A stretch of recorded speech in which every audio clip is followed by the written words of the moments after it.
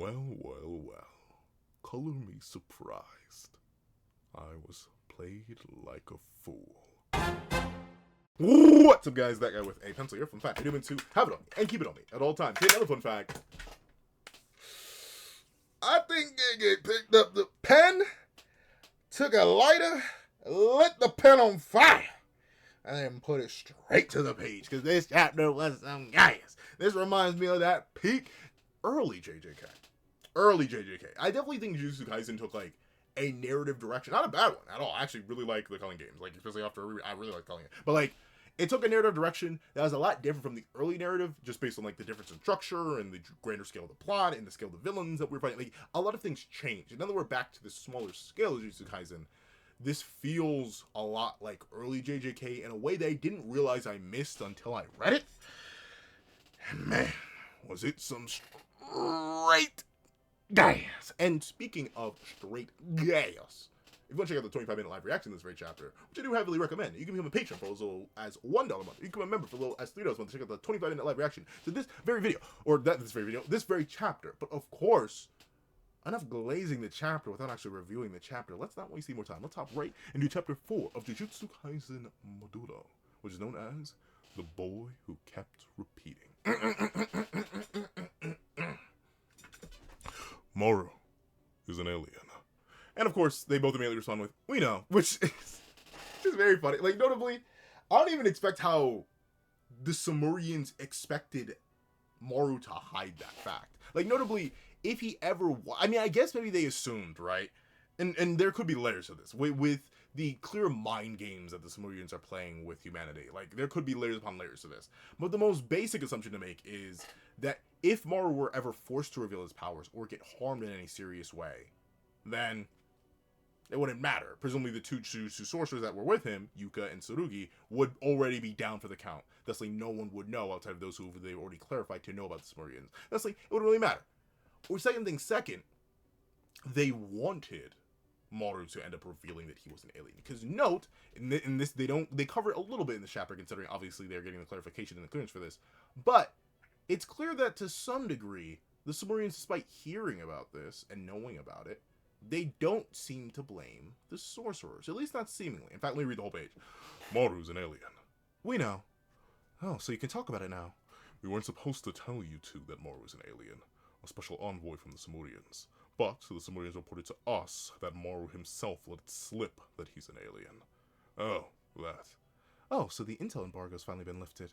Tsurugi and Yuka, I want you two to continue carrying out Jujutsu High missions with Moru. So, what do I mean by there could be multiple layers to this? It's the Sumerians that told Usami, aka it was the Sumerians that told the humans that the Sumerian revealed that they were an alien, right? If anything, you would think if the Sumerians wanted immediate conflict, or essentially if they were looking for an excuse to start smoke, right?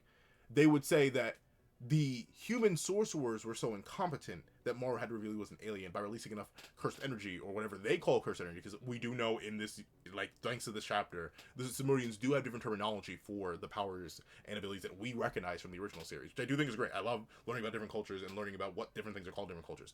But, that being the case, in this chapter, we do learn that they were, well, not even in this chapter, we know that previously Cross was able to sense that Tsurugi used his ability. And that's why I assume we saw Cross running around the world afterward, trying to figure out what was strong enough to make, obviously, Moru use his curse technique, or whatever they are going to end up calling curse techniques, whatever the Sumerians call them. But he reported back to the Sumerians, and the Sumerians reported to Jujutsu High, aka humanity, hey, we know that the kid let everybody know that he's an alien. They didn't blame it on the sorcerers. If they were looking for smoke, they could have easily said, hey, we understand that your sorcerers were not strong enough to protect Moru, the special envoy we sent specifically with the orders to not fight. They forced him to fight. You were incompetent. Clearly, you were putting our asset at risk. Whether Moru is of royal descent or has some sort of meaning, I think it's important that he is the envoy.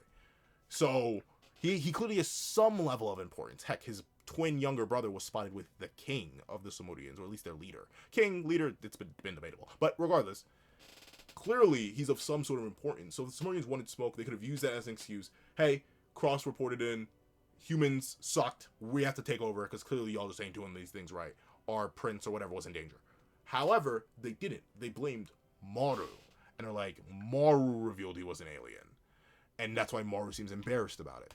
This could be that layer where they're like, yeah, you know what? It was our end, our fault. We'll take the blame for this one. Don't mess up again. Or it could be at the same time, the Samurians still trying to foster as much trust as they could by playing the long game. Sure, they let Maru slip, and Maru let it slip that they were aliens, but they still don't have enough information on Jujutsu. That's going to be a big point that's highlighted in this chapter, and we're even going to see by the end of this chapter. So, I think it is truly a case where there could be layers upon layers upon layers upon layers of mind games going on here, and I love that. I love me a good mind game. But with it being the case, nothing is changing supposedly other than the intel embargo with them. But of course, this doesn't really change much of anything because they were already going on missions with Tsurugi. He just really was an alien, which they already know. So, nothing's changed.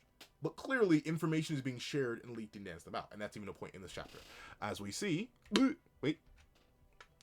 that Maru is actually very excited to keep going on missions. He considers this as just a bonding exercise and making friends with the humans. And he says, I can't wait! And Tsurugi goes, whatever, as they both immediately look at the wristwatch things, which I'll talk about in a second. Not the wristwatch things, there's something that happens later that I'm like, oh, it's weird. But we see that Maru's like, hey, can you just sound a little happier?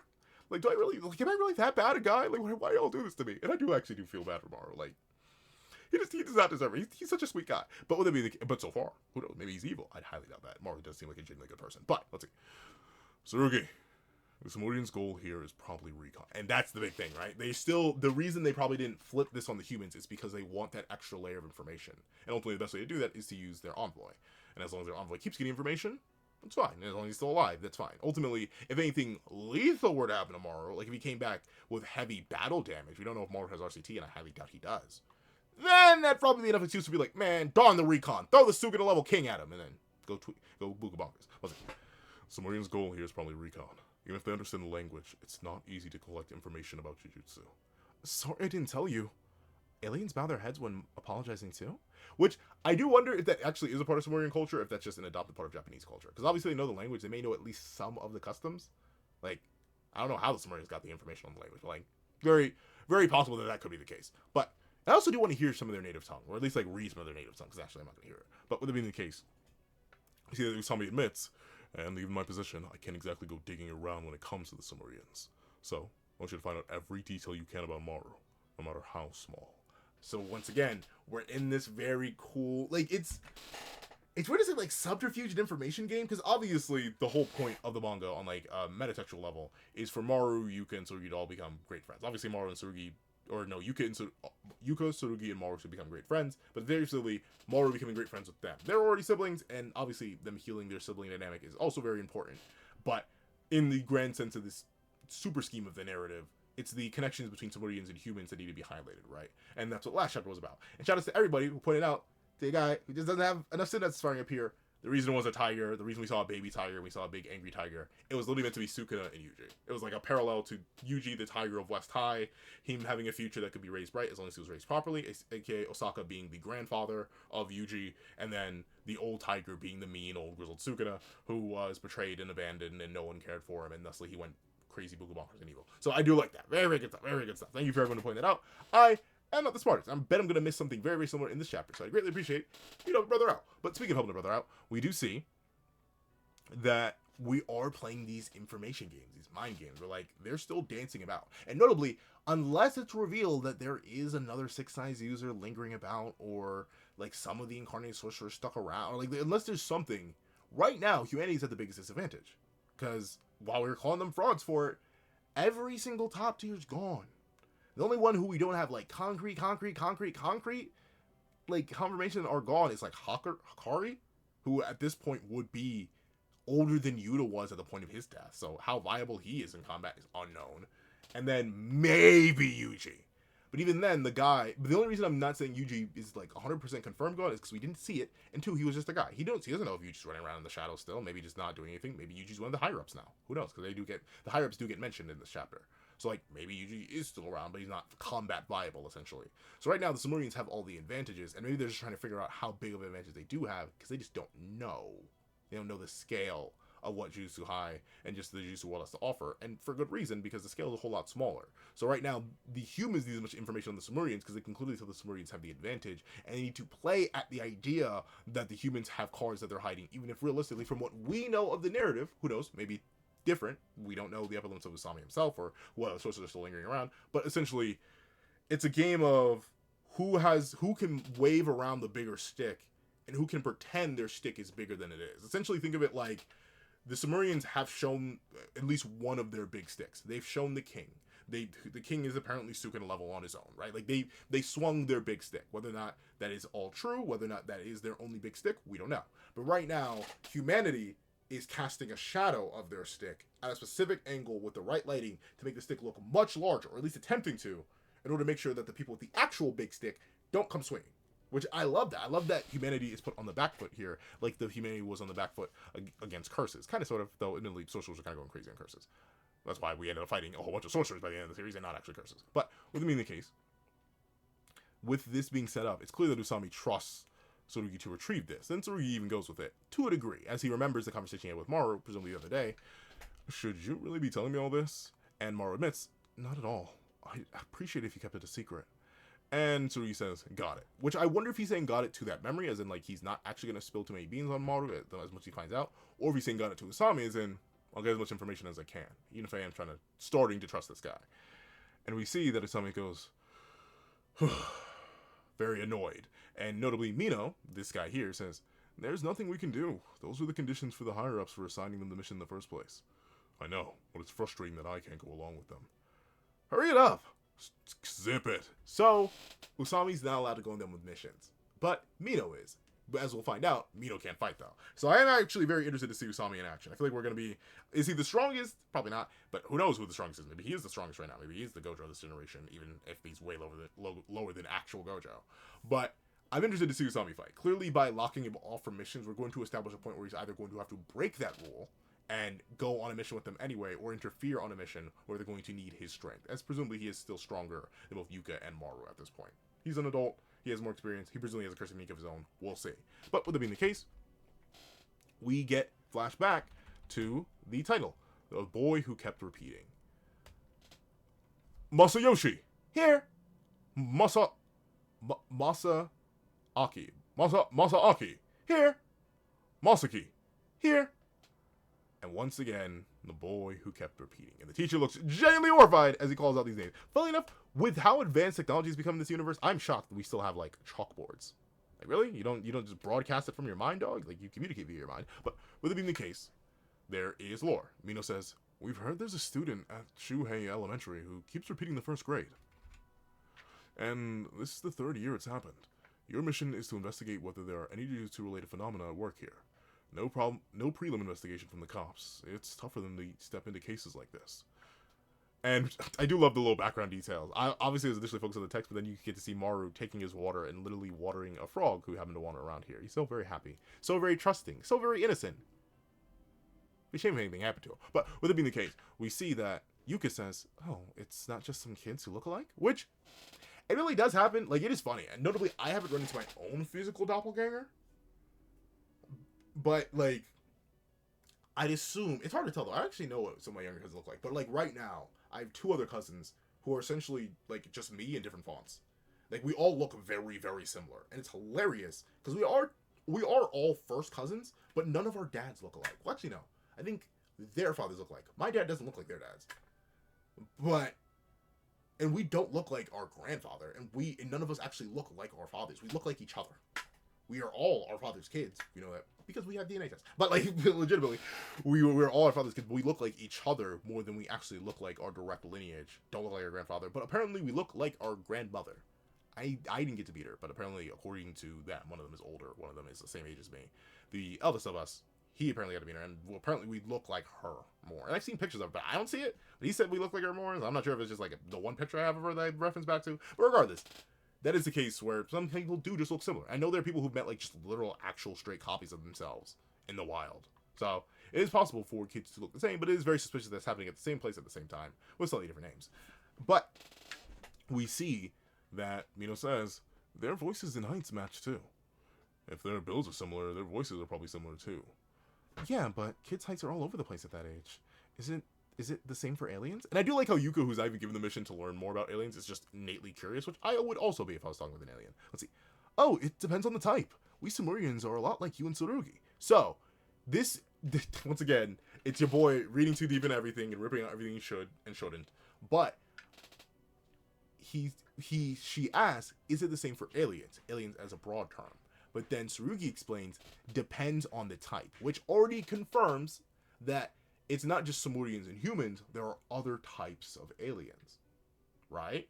Because what would he mean depends on the type? Unless he's talking about, like, plants or pets that they have that are also technically aliens because they are not from Earth, it seems like he's implying there are other sentient species out there. And especially with the way that this chapter ends up, I do wonder if the reason Sumerians don't have a planet anymore is because they encountered another one of these different species. But Sumerians are established to be a lot like you and Tsurugi, aka they're a lot like humans, where their age correlates to their height pretty much. And Maru is almost the tallest, or is the tallest in this group. As we see, you can ask, oh, by the way, how old are you? And it does make me wonder what the Sumerian terms are, but Maru says, oh, let's see. In Earth terms, I'm 19.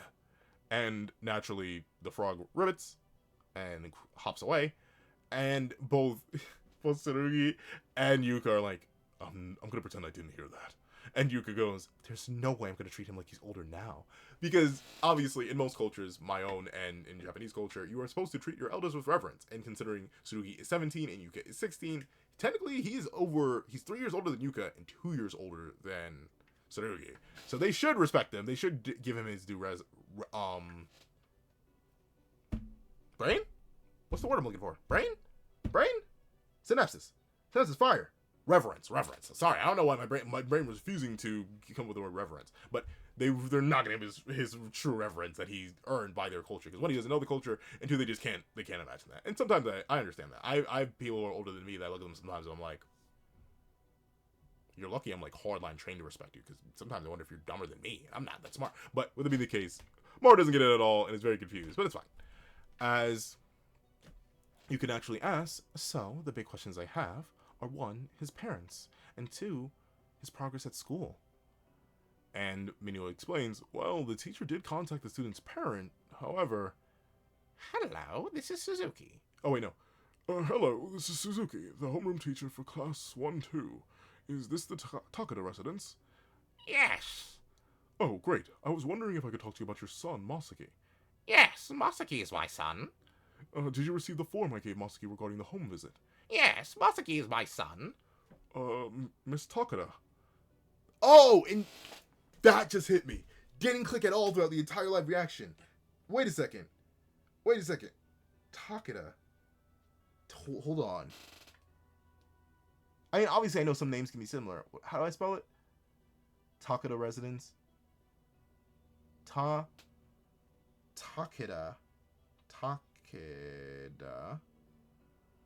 JJK. Takeda? Oh. Oh, never mind. Huh. Who am I thinking of? Who's Toto's? Yeah, Toto's crush. Takeda. Okay. So I made a link to a character from the original series, but it's not the character I was thinking of. Takeda is an old janitor man. So I wonder if is this meant to be the same guy? I don't know. I actually have no idea. What does this guy do? Well, kind-hearted death painting. Takeda first year student. UG tutorial bar. You should think they're making trouble at school. Oh, okay. So, never mind. Completely different character. I thought Takeda was the girl that Toto liked. The idol girl? No. Completely different character. That's the old janitor man. He didn't seem to be like into the Jujutsu world, so I don't think he's part of the twist at the end of this chapter, but very interesting. Sorry, my brain leaped and made a wrong leap. This is why we Google things, folks, and don't immediately assume, because it went on an entire tirade. But with being the case, we see that Miss Takeda supposedly goes absolutely crazy. Beep. Hello. Radio, calisthenics, exercise number 1. Has Masaki made 100 friends? Beep. Click. And it's all over. But the thing I mentioned, look at how they're communicating. Why is he just tapping the side of his head? There is no phone here. This is very weird. I don't like this. I don't like the idea of like one day we're gonna have to like do that. I don't like getting anything. So, like even then, I like when my knees go bad. I guess I'm gonna have to get like replace knees. But I don't like anything going in my body, bro. Like, or like anything where something linked directly to my brain could be hacked. Like, sure, you can put metal in my body, that's gonna slowly but surely poison me. But like, I'm sorry, you want to put a what? You want to put a chip in my brain to communicate? I think I'm good.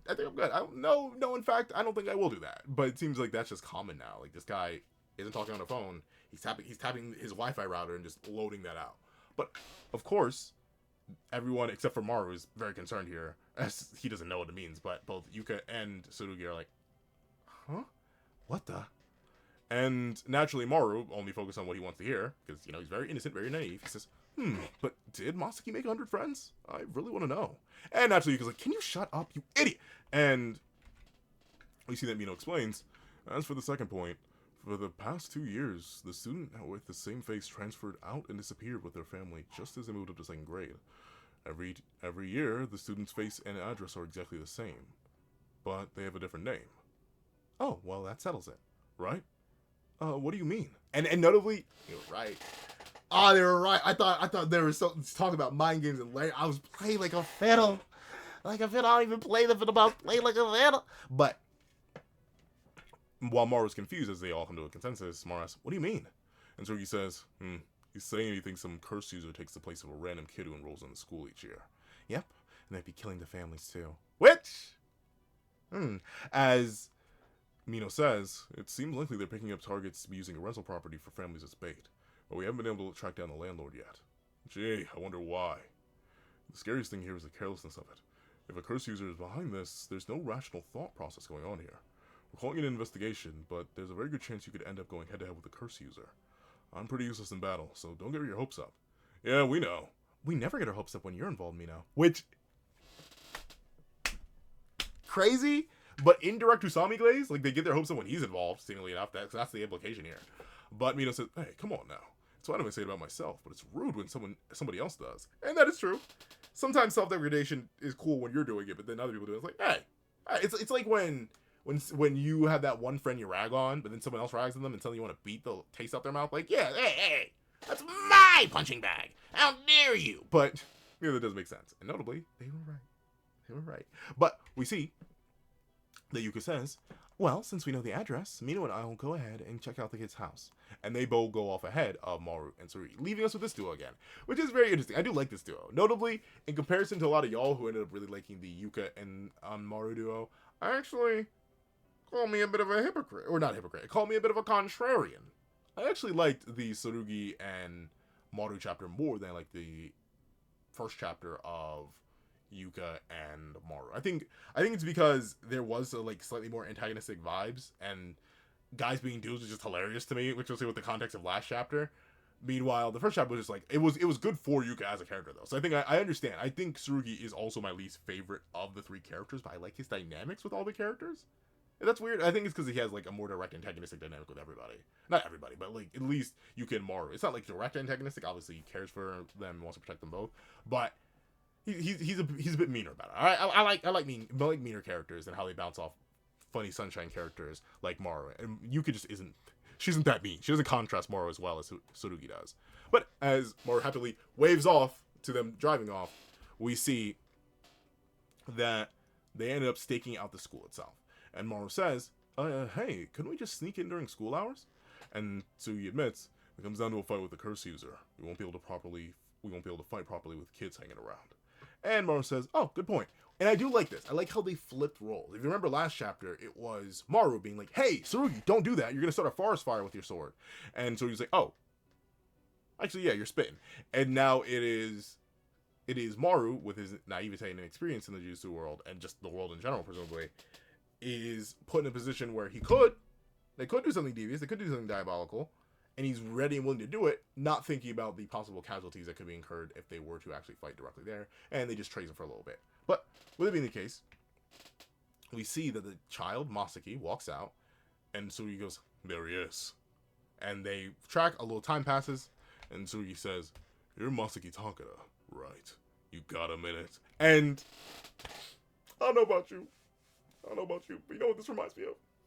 It tickles my heart. It reminds me so much of his granny, right? I'm so proud of you. I'm so proud of you. I'm so proud of you, Tsurugi, dog. He looks just like his grandma here in this panel. And of course, this horrific face takes the literal child being like, oh, Lord Scary Man, and then immediately hits the dash, makes it go fast. But notably, wow, see, that's the thing. On a reread this chapter, it's so different. It's so different. But we see that the kid makes a dash, and now I think the kid makes a dash because he can sense it's actually a sorcerer here and another powerful being that also happens to be a sorcerer. But we see that Tsurugi says, "Oh, so you're running away, huh?" And naturally, Maru's like, "Any kid would run away from that. Don't you know how scary your face is?" And obviously, I bet he does. Like, notably, I've always been told, I mentioned this many times before, I've always been told I look mad or angry. I'm never ever actually mad or angry. I'm just very naturally flat faced. Like my neutral resting face is just. I look mean, all right. I swear I'm not actually mean. I swear I'm a sweetie pie. I promise. I'm not. I wouldn't say I'm a cutie patootie. I'm way too big for that. But like I am a sweetie pie at heart. I swear. But I do look rather mean, so I do understand that pain. And Tsurugi probably having gotten comments like these before, it's like, hey. Shut up! Like, just, even if he knows it's true in his heart of hearts, it's like, man, you have to do this to me. But we see that Tsurugi says, you still got a little first grader, got little legs of a first grader though, huh? Implying that the transformation the curse user is using has limited their physical form, thusly they cannot run as fast. Only for something to pop out of the ground. And both Maru and Tsurugi are, what is that? And watch as the kid falls within these threads, only for both to immediately go on the attack. We see that Tsurugi goes out with his blade, doesn't fully draw it seemingly though, or maybe he does and completes the slash. They both bounce off, as it looks like Maru's copying what Yuka did, considering just like his hand, like he's doing a claw motion, which implies that he's doing the same thing that Yuka did with the cursed energy formation, and just, and they both clashed off of what appears to be well, yeah, I'll just say it, a shikigami, guardian spirit. And notably, we get a hint of Sumerian culture where Maru says, a Kalyan, which implies that that's what they call these. And I am very interested still to see what they end up calling curse technique. Curse technique. I was like, what do I use? Curse technique, reverse curse technique. I'm very interested to see what they end up actually calling those things, considering, you know, all of those are.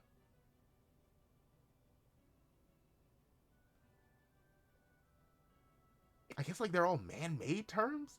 I don't know. It's weird. It's weird. I guess like, but they're not even just man-made. They're like sorcerer made terms. Like, what do they call RCT? What do they call? What do they call Jujutsu sorcery in general? What do they call cursing? Like, I'm very interested because now we know what shikigami to them is called a Kalyan, and we see that Tsurugi says, "Get back, Maru. I need to cook."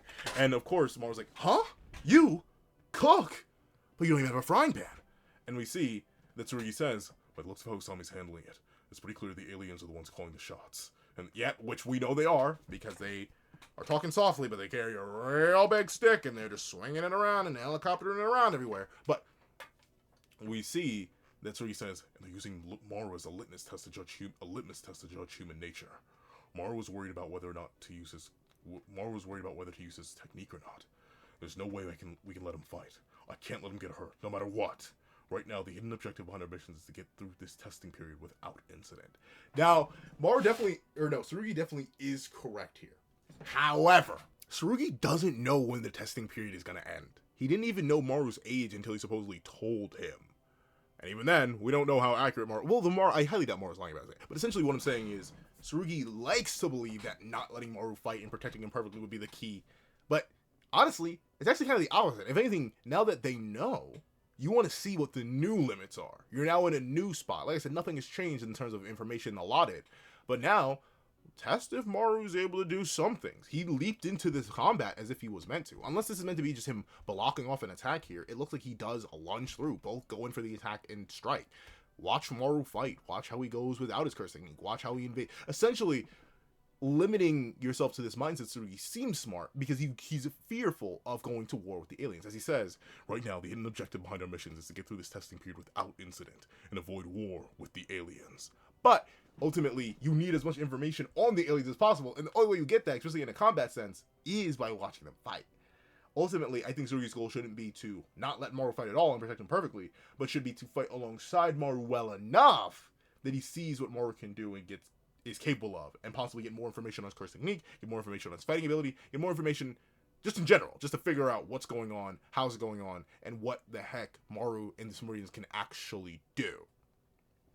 But at the same time, I don't blame Tsurugi for going down the more safer route because he just doesn't know. He has so little information right now. So ultimately playing a safe route is still smart. So I love it. I love the multiple layers to it, the complications, the dynamics they need to. It's just so good. But with it being the case, we see that as Tsurugi's about to go absolutely crazy on this seeming shikigami, which now I think I know what it is. I know, blah. But with it being the case, we see that the child, Masaki, says, I'm sorry. And now, obviously, Tsurugi's very confused as he's about to go absolutely booga bonkers. And they go over to a swing set, and Masaki begins explaining. 3 years ago, I went home and found my mom on the floor. I didn't want to be in a different class in 2nd grade, so I begged my mom to let me stay in 1st grade forever. Mom became a ghost, and she made it so I could be a 1st grader forever. And naturally, Maru is a bit confused as he says, hey, what do you mean exactly when you say being a 1st grader forever? And naturally, Masaki's a little confused, and he says, it's okay, just take it easy. Just explain in a way I can understand. And ultimately, Tsurugi admits, there's no way an 8-year-old could explain this. You're 8, right? Once again, going up 2 years from 1st grade, you're like 5 in kindergarten, 6 in 1st grade, and then he's done it for 2 years in a row, so he's now 8. And we see that Mino's words come back to Tsurugi's mind. The scariest thing here is the carelessness of the curse user behind this. There's no rational thought process going on here. And we see Tsurugi say, my kids are used to going crazy after his mom died, explain why he seems so careless. Something happened to awaken my grandpa's Jujutsu. So it's possible given the circumstances. And once again, knowing the twist, should I talk about the twist? I mean, like, how many of y'all watch my reviews / my reactions with me as a first? I feel like y'all don't know. So like, in fact, I'll go all point by point and point out everything that I feel like leads to the Gege twist here. Number one, like if you don't know the twist, alright, little Masaki is actually evil. Alright, like he's a fiend. One, I think that's one how he's drawn here. 2, his immediate reaction to seeing Tsurugi and Maru. This could just be the face of a scared child, but it could also be the face of a curse user finding out that they've been discovered and realizing that they now have to shift gears. The summoning of this creature, while it definitely could be the mother, it is also very interesting that it spawns in response here, far away from the home. It's linked to him, but it once again appears more like it's summoned, much like a shikigami and not a cursed spirit. Almost as if this is something that Masaki himself is controlling. So that's another example of the twist being built too. And another example is this, and this is amazing meta-narratively, right? Because the reason I ended up falling for the twist so heavily in the live reaction is because I did link it back to this. Tsurugi referencing Yuta's awakening to Rika is him bringing up a point that I also referenced to. So when you bring up the idea of his mom falling and then the child cursing his mother, creating a Rika Orimoto Yuta Kotsu type bond, that has happened before. So that legitimizes it for me. It got me to trust Masaki, which is so smart because that doesn't necessarily, I'm not sure how that would work for someone who didn't read JJK and doesn't know Yuta's origin story. If anything, you'd hear that and be like, strange, but still probably evil. But with the way it's being portrayed here, I sort of fell into it like, oh, okay, this thing has happened before. Maybe there's just another case of it. In fact, they even started glazing him a little bit. I was like, oh, maybe he did. Maybe this is another Yuta Kotsu tier fighter or future Yuta Kotsu tier fighter, because that doesn't happen. Like, we've seen many different characters in this universe lose people close to them, but they never end up cursing them the same way that Yuta did. Yuta was the exception. He was special. But seemingly Masaki doing the same thing had me looking at it a different way.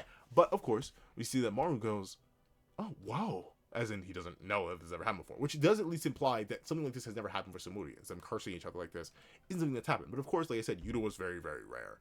And we see that Tsurugi starts thinking, big braining. He goes, so, if that's true, the families who went missing last year and this year before never existed, were just fabrications made by the mom, who became the guardian, he became his guardian spirit?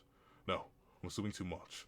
Twisting things to match my own theory is dangerous. And that is very, very true. But unfortunately, it's so good that he fell for the okie-doke, right? He tried to be cautious. But notably, Masaki did put on a very, very good act. As naturally, Tsurugi says, Masaki, what's your real name? And Masaki says, oh, well, it's actually Masayoshi. So we'll call Masayoshi from now on for now. As we see that Tsurugi thinks, all the names sound similar. Could it be his mother's intentions glitched out after she became a spirit? Which also does fit in, once again, feeding back into the feedback loop of, oh, we've seen this happen before. Could just be another unique case of it. We don't know that much about Rika Orimoto, the human being, before she became Rika Orimoto, the Queen of Curses. But the way that Gege implies in extra materials, specifically if you just read Volume 0 or just watch the Volume 0 movie, you don't get any of this. But in one of the volume extras describing Rika Orimoto, the little girl, her grandparents describe her as strange, and they don't know what happened to her parents. It's never confirmed. In fact, it's kind of implied through that Rika may have her own parents for one reason or another. So, if that is the case, Rika Orimoto may have always been murderous, meaning the mass slaughter of Rika Orimoto that ruthlessly tore apart anyone who messed with Yuta, the person she cared about, may have not been too far off from the original. But if we just go with the idea of what the text portrays in Zero and in the Zero movie, then Rika Orimoto is just a regular girl who was turned into this vengeful cursed spirit by Yuta Okotsu's cursing. So, the same thing about the pure intentions of Rika being to protect and be good friends with Yuta, and possibly marry Yuta, could be the same case here, where the mother's intentions to protect and allow and fulfill her child's wishes were being twisted by the nature of her becoming a curse. So once again, I was feeding it. It was all clicking.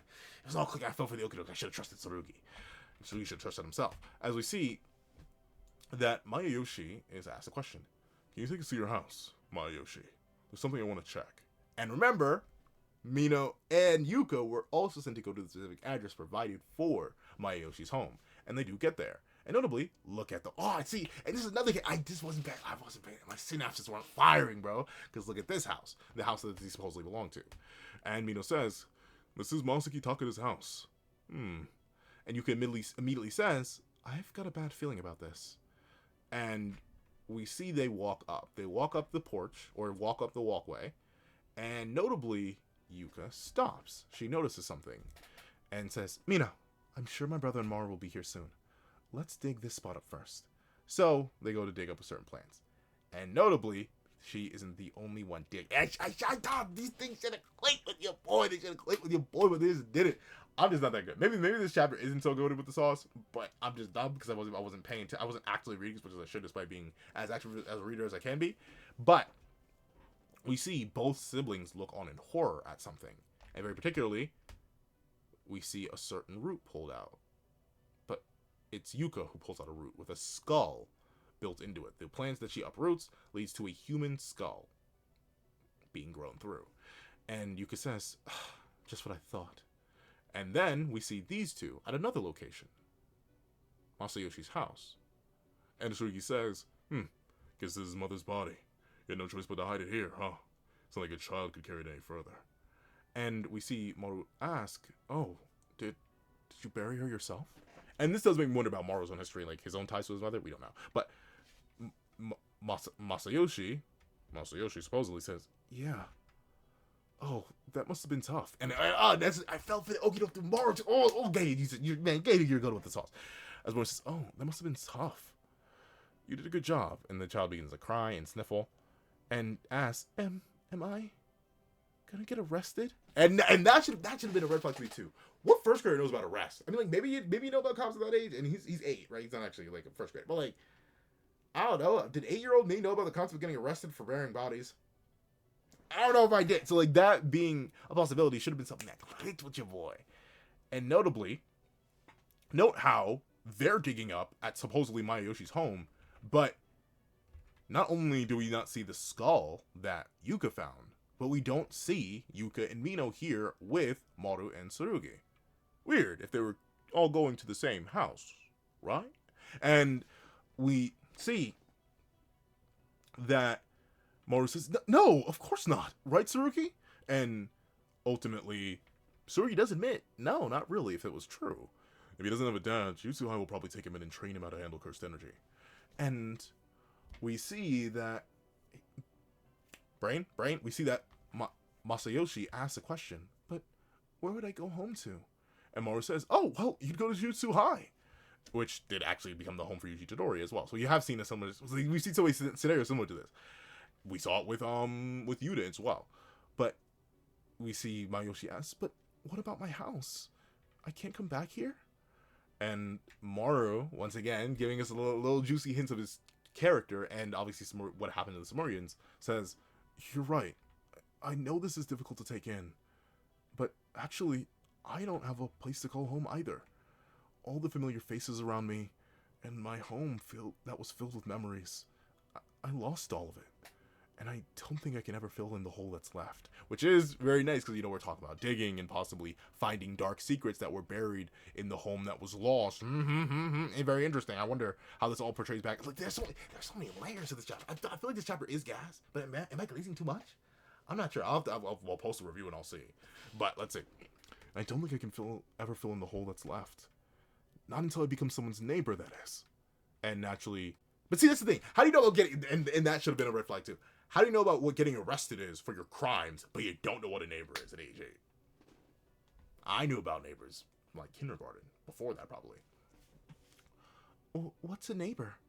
A friend who understands why the things that matter to you are so important. That's right. Will you be my first neighbor, Masayoshi? I'll do my best to be your neighbor, too. Maru's very pure. He's very trusting. He has hopes for humanity. He has hopes for this connection. He really wants human and Sumerian coexistence to work. So he's very accepting. He's very open. And Masayoshi says, huh? Well, I don't know. And Tsurugi smiles on as he looks at Maru being so pure and trusting. Once again, that's the thing, right? And that's what I talked about earlier. He's tasked with getting information about the Sumerians. He's tasked with essentially playing Maru like a fiddle, trying to get as much information as possible. But he can see that Maru is genuinely a good person. There is a person that he wants to trust there, and you can see that he's smiling. It's like he sees the vision. It makes sense. Everything's going right. Everything's going perfect. It was all a misunderstanding. This kid is awakening his Christianity. He's very much like Yuta Kotu. Maybe he needs to be helped. He needs to be saved. He's just like Grandpa. Oh, it's hitting. And very specifically, I like the idea of Maru essentially explaining what happened to the Sumerians without explaining what happened to the Sumerians, right? And even the end twist will play into it. The idea of the Sumerians did have a home. They did have a place they called their home. But now they are lost. They are no longer there. They're looking for neighbors. They're looking for people they can connect to. And in this case, that is humanity. And Maru wants to... And this, once again, it plays interestingly with how Cross views humanity and their connection, and just the Sumerians in general, right? With the sage, the guy who looked like Tengen, and then obviously the king showing up and flexing. We see how a majority of the Sumerians treat humanity, with the skepticism that Tsurugi was initially treating Masayoshi with, which is necessary, and showing that you do have a big stick and you're swinging it around. Meanwhile, Maru is very trusting and open with Masayoshi, just like he wants to be trusting and open with all of humanity. He's the positive hope for the Sumerians. But of course, just because things sound nice, just because things sound pure, just because the last chapter ended all nice and sweet and clean, doesn't mean this one will. As suddenly, bring, bring, bring, Yuka. Bzz. Wait, but if they're all at the house, why is Yuka placing a call? What's going on here? Hey, where the heck are... Tsurugi, you fool! Which, yo. See, I never got that. I never got, like, and notably, I have a sibling, so this happened to me. What do you mean you're calling me that? You son of a... We have the exact same mother. We were born from the same... What do you mean? We have the same loins. Why are you calling me? That means you're one too. Like, I never got that insult. Like whenever my own little brother made, like, your mama jokes or your daddy jokes, I was like, it's your dad too! We were birthed from the same person. We came from the same pair of people. You can't make those jokes. It doesn't make sense. But, moments of passion, moments of worry. As presumably she's saying this not because she actually believes this. I didn't realize that. So, it's seemingly maybe not built into their head. Maybe actually is the wristband. Because I read... So, see, look, this is why we reread and this is why we super read. I saw this as the guy tapping the side of his head as if that was the point of communication. No, that's just essentially him putting his phone up to his ear. It's the wristwatch that's causing that blind to come out, because it is Yuka yelling into hers that causes Tsurugi to cover his ear with his other hand and pull it away. Not implying that the information being directly transmitted into his head is likely being broadcasted into the watch, which is then being fed into his head. So, never mind. It's not as bad. It's not chips in heads. So, take back what I said earlier. Still don't want a chip in my head, though. But we see, she says, where the heck are you and what are you doing? And Tsurugi says, I'm at Masaki Takada's house. But we see things are complicated. As Yuka explains, the reason we don't see them all together. Huh? But I'm at Masaki Takada's house. And actually Tsurugi's like, what? Takada's guilty as all get out. Totally guilty. As, look at what they found. They both went digging. And Yuka explains, we found 5 bodies buried in his yard. I have a feeling there'll be more. If you make contact with Takada, take him into custody immediately. And suddenly, Maru, the ever-sweet, trusting Maru, collapses. Just like that. And we see that as they dig up all these bodies, Mito doing the digging alongside Yuka, Masayoshi goes, Dawn, didn't know there were more of you. And he yanks off the fake face. So it was in fact a curse user all along. So, I'll admit, yeah, boy fell for the Okido, but a very, very W chapter to make me fall for the Okido for everyone. Once again, only a 19-page chapter, very well embroiled into the narrative, very much tricked your boy, bamboozled your boy, absolutely. And I love it because, once again, I think just as last chapter was playing into the Sumerians dynamic with humans, and the previous chapter before that, and the previous chapter before that, this chapter once again plays into the dynamic between the humans and the Sumerians. Very specifically, it is clear the different types of Sumerians there are, the ones that want to connect, the ones that don't, or the ones that aren't fully trusting. And it is Maru's trustworthy nature and his naivete that puts him in the scenario where he fell for the Okidoke, where he tried to connect, but because of humanity's evil, the source of cursed energy, he fell, and he's now in danger. And once again, this plays into the idea that Tsurugi was worried about earlier, that they can't let Maru get hurt, they can't let him come to blows or anything like that. He wanted to protect him perfectly, but he failed here because he let his guard down. He should have stuck with his skepticism, he should have immediately taken Takeda into custody, and now that's dangerous. But of course, this does lead to an interesting setup. Is this a completely random house that also happened to have a skeleton, had bodies buried at it? Or are they at the same, like, what is the scenario with this house thing? Is this a separate... I did not realize you were broken. Oh, good to know. But, are they two completely separate houses where essentially did the curse user give the authorities like a fake address and then brought them to a different address? They just followed her home. They followed the curse user home, and she took them to a completely random spot that also happened to have bodies there. How many bodies were buried there? Is this a fake house? Like, is this a domain scenario once again? Because we know the previous curse user had a whole domain scenario set up. So, like, there's so many questions of what's going on with the curse user. And obviously, the main question is, will Tsurugi be able to handle this on his own? With Maru being knocked out, unless Maru gets up, this is going to be a 1v1. And clearly, it's probably going to be a 2v1. As I'm assuming the shikigami that's shown here, the Kalyan, as Sumerian calls it, as Maru calls it, presumably will also be there fighting. And that's going to be interesting to see. So overall, just a very, very, very good chapter. So if you made it all the way to the end of this video, please do me a favor and leave "not as he seems."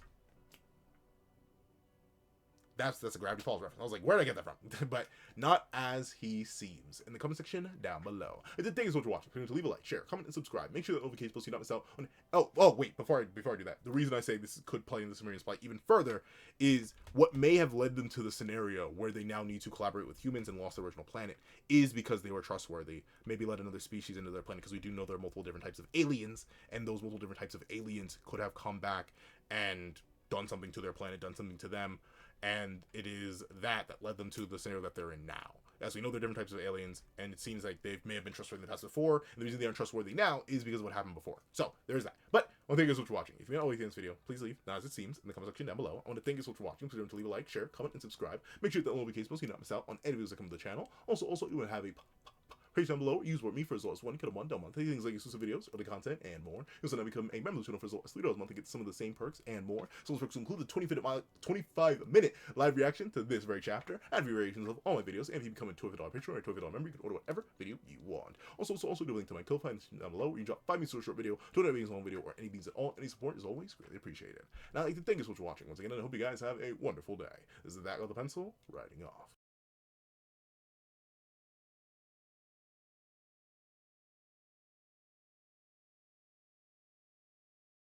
I'd like to give a thank you to our sketch tier members: Eternal Flame, Red Wolf 4765, Astro, Glacier XZ, Zera, Brandon Payne, J2MA, Guillaume, Buddha Ura, Alex Kenny, Enzo, Swift Strike, Autumn Mornings Lazo, Super Flame 0, Yuki Ally, Azo2404, Strika Man, Aso8, Damon Brown, Cray Panem, DBT, Plant Crone, Grim, Black Sage, Marco222, and Straw.